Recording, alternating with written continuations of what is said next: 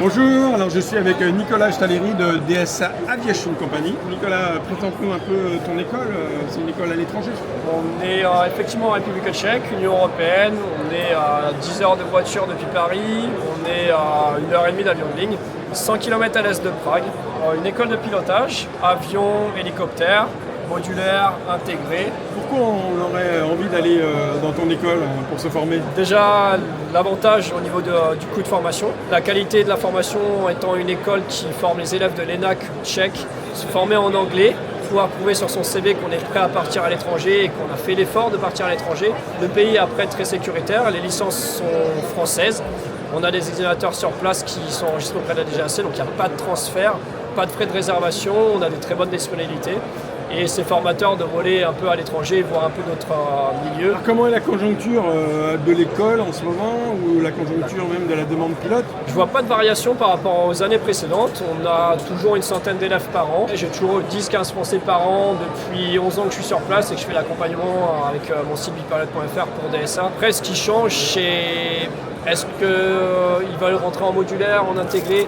Est-ce qu'ils veulent directement trouver en compagnie ou faire la brousse? Faire la brousse, c'est-à-dire être pilote de brousse, voilà. Il y a quelques années, j'avais des élèves qui venaient, qui faisaient pilote de brousse en Guyane, que ce soit en avion ou en hélico d'ailleurs. Récemment, j'ai eu plus des élèves qui voulaient vraiment faire de la ligne, que ce soit en intégré ou en modulaire. Ils ont tous trouvé des places dans les 6 mois, l'année à venir, en ayant fait soit instructeur au passage en attendant, soit largage para.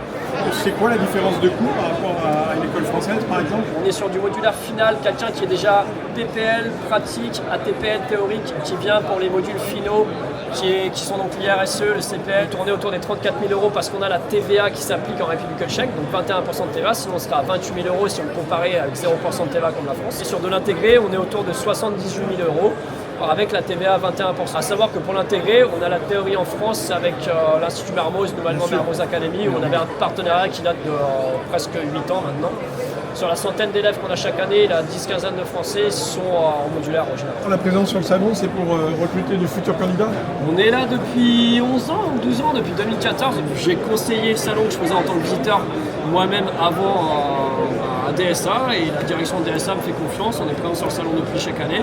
Et effectivement, grâce au salon, on se fait un peu plus connaître. Le bouche à oreille, les anciens élèves font que c'est ça qui confirme les inscriptions. Et les élèves qui m'ont déjà contacté dans l'année en fait. Le salon est très bien pour ça. Les élèves qui sont déjà en contact peuvent passer nous voir.